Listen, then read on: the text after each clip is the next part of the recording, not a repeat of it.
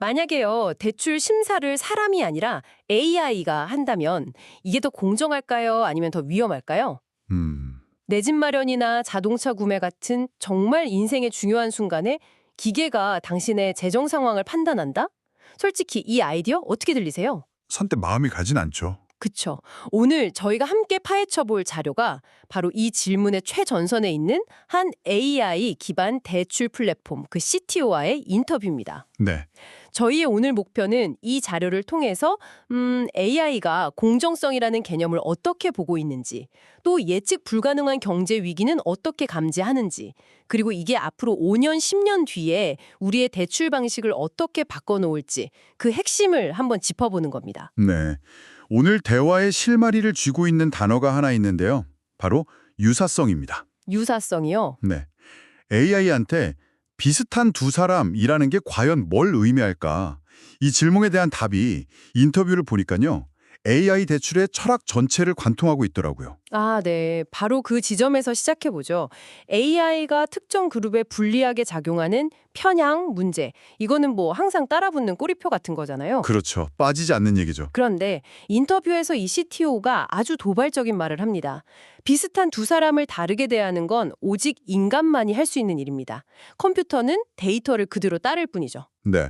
처음 딱 들으면 이거 책임 회피 아닌가 싶을 수도 있는 말이죠. 바로 그겁니다. 오히려 컴퓨터는 데이터를 따를 뿐이라는 말이 더 무섭게 들릴 수도 있을 것 같아요. 아, 그럴 수 있겠네요. 인간은 뭐 상식이나 맥락, 때로는 윤리 같은 걸 고려하는데 데이터만 보는 기계는 그런 안전장치가 없는 거 아니냐는 우려? 이 부분에 대해서는 뭐라고 하던가요? 그게 아주 중요한 지적인데요. CTO도 바로 그 오해를 풀려고 하더라고요. 그의 주장은 AI가 편향됐다기보다 우리가 공정함의 기준 자체를 잘못된 곳에 두고 있다는 겁니다. 기준을 잘못 뒀다. 네, 보통 이렇게 생각하잖아요. 파이코 점수가 700점으로 똑같은 두 사람이 있는데 왜 한 명은 대출이 되고 한 명은 안 돼? 이거 불공정하다. 그렇죠. 그게 제일 직관적인 공정성의 잣대 아닌가요? 같은 점수면 같은 대우? 그런데 CTO는 그게 바로 함정이라고 말합니다. 파이코 점수는 그냥 수많은 입력값, 그러니까 변수 X 중 하나일 뿐이라는 거죠. 아, 우리가 진짜 맞춰야 할 관역, 결과값 Y는 이 사람이 대출을 성실하게 갚을 것인가 하는 상환 능력과 의지거든요. 이 둘을 혼동하면 안 된다는 거예요. 잠깐만요. 그럼 FICO 점수가 같아도 다른 여러 데이터를 종합해 봤을 때 AI가 보기에 실제 상환 능력, 즉 그 Y값이 다르자고 예측되면 네, 두 사람을 다르게 대하는 게 오히려 더 정확하고 공정한 거다. 이런 논리군요. 정확합니다. 바로 거기서 유사성의 개념이 완전히 재정이 되는 거예요. 비슷한 파이코 점수를 가진 사람이 비슷한 사람이 아니라 비슷한 상환 가능성을 가진 사람이 진짜 비슷한 사람이라는 거죠. 아하. AI 대출의 목표는 모든 사람의 실제 상환 가능성을 가장 정확하게 예측하는 단 하나의 모델을 만들고 그 예측치라는 똑같은 잣대로 모두를 대우하는 겁니다. 부정확한 옛날 잣대를 기준으로 평등을 외치는 건 오히려 위험한 대출을 내주게 될 수도 있으니 누구에게도 도움이 안 된다는 거고요. 그렇군요. 개인 단위의 예측 정확도를 높여서 진짜 같은 위협을 가진 사람들을 찾아내는 게 핵심이다. 이런 말씀인데 듣다 보니까 다른 질문이 생기네요. 네. 이 모델이 아무리 정교해도 뭐 2020년 팬데믹처럼 갑자기 세상의 규칙 자체가 바뀌어버리는 상황 앞에서는 속수무책이지 않을까요? 인터뷰에서 이런 블랙스완 문제도 언급했나요? 물론입니다. 그리고 그 부분에 대해 아주 솔직하게 인정을 해요. AI가 다음 팬데믹을 예측하는 건 불가능하다고요. 역시. AI는 결국 과거 데이터로 배우는 학생인데 교과서에 없는 문제가 나오면 풀 수 없는 것과 같죠. 하긴 그건 뭐 인간 전문가도 마찬가지였죠. 2018년에 어떤 경제학자도 2020년에 세상이 멈출 거라고 예측은 못했으니까요. 맞습니다. 이건 AI만의 약점은 아니라는 거죠. 그리고 바로 이 지점에서 AI의 진짜 무기가 드러납니다. 진짜 무기요? 네, CTO의 말을 빌리자면 AI의 힘은 미래를 맞추는 예측이 아니라 현재의 변화를 감지하는 대응 속도에 있다는 겁니다. 대응 속도요? 그게 구체적으로 무슨 의미죠? 기존 시스템보다 얼마나 빠르다는 건가요? 우리가 흔히 보는 정부의 공식 실업률 통계 한번 생각해 보세요. 보통 3개월에서 6개월, 길게는 9개월 전 상황을 보여주는 거거든요. 그렇죠. 이미 과거죠. 네, 신용평가기관이 발표하는 60일, 90일 연체율 데이터요. 말 그대로 문제가 터지고 두세 달이 지나야 겨우 알 수 있는 정보입니다. 잠깐만요. 그 말씀은 지금 우리가 보는 경제 뉴스는 전부 백미러를 보고 운전하는 거랑 똑같다는 거네요? 그 완벽한 비유입니다. 이미 지나간 과거를 보고 앞으로 어떻게 갈지 판단하려는 셈이니까. AI는 그 시차를 없애준다, 이건가요? 네. AI는 백미러가 아니라 전방에 달린 초고감도 레이더에 가깝습니다. 이 회사의 모델은 개인화된 거시경제 요소라는 걸 실시간으로 반영하는데요. 개인화된 거시경제 요소. 예를 들어 특정 관세 정책에 민감한 제조업 분야에 종사하는 대출자 그룹이 있다고 해보죠. 인간 분석가가 요즘 이 산업 어렵다던데 하고 데이터를 뒤져보기 훨씬 전에 AI는 그 그룹에서 연체율이 0.1% 오르는 것 같은 아주 미세한 첫 신호를 즉각 포착합니다. 와, 그러니까 큰 불이 나서 화재 경보가 시끄럽게 울리길 기다리는 게 아니라 어디선가 아주 희미하게 타는 냄새가 나기 시작하는 그 순간을 잡아내는 거군요. 바로 그겁니다. 더 무서운 건요. 인간이 이 제조업 그룹을 주시해봐 하고 알려줄 필요도 없다는 거예요. 아, 스스로요? 네. AI는 수많은 데이터 속에서 스스로 의미 있는 그룹을 찾아내고 거기서 발생하는 이상 징후를 실시간으로 모델에 반영합니다. 이게 바로 인간이나 기존 시스템은 절대 따라올 수 없는 대응 속도의 힘이죠. 다음 팬데믹을 예측할 순 없지만 네, 없지만 그 충격파가 경제의 어느 실핏줄을 가장 먼저 터뜨리는지는 누구보다 빨리 알아챌 수 있다는 겁니다. 와, 이건 정말 강력한 기술이네요. 그렇다면 이 기술이 앞으로 한 5년, 10년 뒤 우리 삶을 어떻게 바꿀까요? 특히 자동차나 주택처럼 인생에서 가장 큰 돈이 들어가는 대출 시장에서는요? 인터뷰에서 CTO가 지각 변동이라는 표현을 쓰더라고요. 지각 변동. 네. 향후 5년에서 10년 안에 자동차, 주택, 리볼빙 신용카드 같은 핵심 소비자 금융 시장에 이 기술이 본격적으로 도입되면서 시장의 판이 완전히 바뀔 거라고 예측하더군요. 지각 변동이라니 거의 유토피아처럼 들리는데요. 구체적으로 어떤 모습일까요? 궁극적인 비전은 두 가지로 요약됩니다. 첫째, 미국인의 80%가 거의 아무런 노력 없이 즉각적으로 양질의 신용대출을 이용할 수 있게 한다. 네. 둘째, 나머지 20%에게는 당신은 안 됩니다가 아니라 이 목표에 도달하려면 이 길로 가세요 라는 명확한 경로를 제시해준다. 굉장히 야심찬 목표인데 궁금한 게 이거예요. 기술이 이미 있는데 왜 아직 현실이 아닌 거죠? 당장 적용하면 될 텐데 뭐가 발목을 잡고 있는 건가요? 바로 시장의 복잡성 때문입니다. 인터뷰에서도 이 점을 여러 번 강조하는데요. 예를 들어서 자동차 대출 시장에 진출하려면 단순히 신용평가 모델만 좋다고 되는 게 아니거든요. 아, 그렇죠. 자동차 딜러십이라는 아주 독특한 생태계를 완벽하게 이해해야 해요. 딜러 마진이라든가 갭보험 같은 추가 금융 상품의 구조, 이런 건 개인 신용 대출 시장에서는 전혀 겪어보지 못한 문제들이죠. 주택담보대출 시장은 바랄 것도 없겠네요. 훨씬 더 복잡할 텐데. 맞습니다. 주택담보대출, 즉 모기지의 세계로 가면 담보 설정, 소유권 문제, 공동대출자 이슈, 완전히 다른 차원의 법적, 제도적 전문 지식이 필요합니다. 그래서 이 회사가 최근에 주택자산담보대출, 흔히 HELOC라고 하는 시장에 먼저 진출했다고 하더라고요.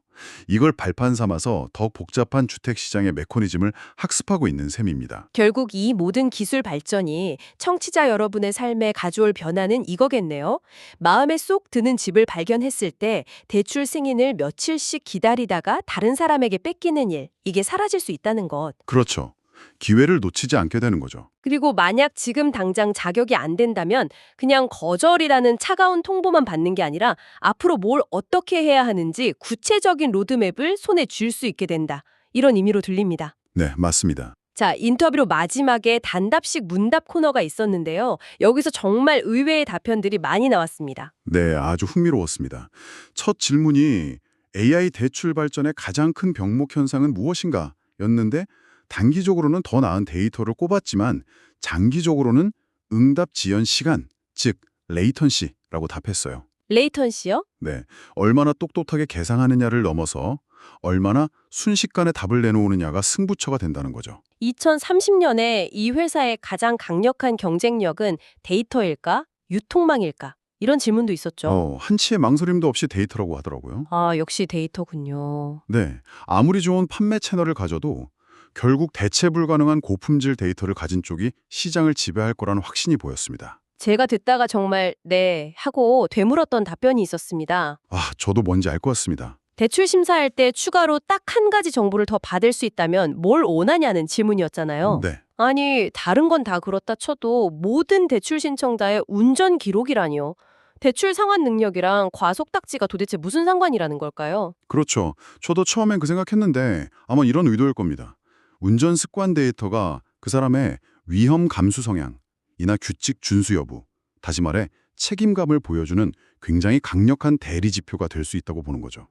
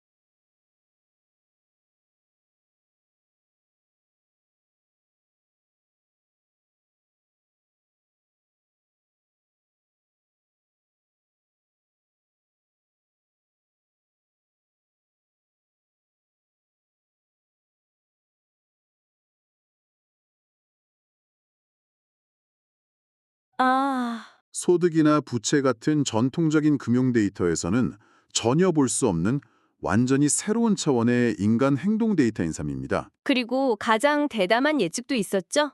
2030년까지 AI가 내리는 대출 결정의 비율은 어느 정도일까? 소비자 금융 분야에서는 100%가 될 거다 이렇게 단언했습니다. 100%요? 네.